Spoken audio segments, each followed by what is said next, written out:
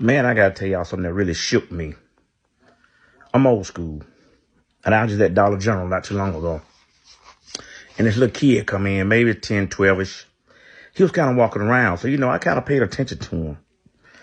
So as I'm at the counter, he kind of walked around. He was just looking. I could kind of tell someone's on his mind.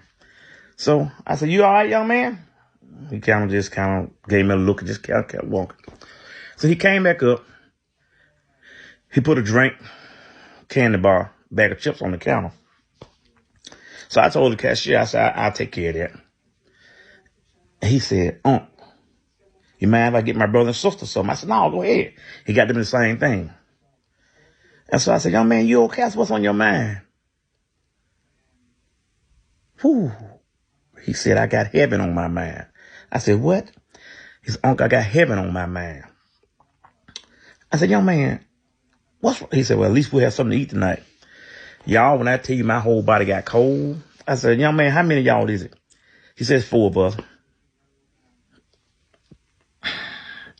I walked back in that Dollar General.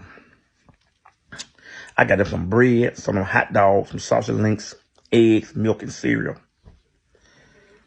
I put it on the counter. And I tell y'all, excuse me for getting a little choked up, I tell y'all, when that young man said he had heaven on his mind, that shit shook me to the core. And I said, look, call your mama or whatever and tell them to come here and get this stuff.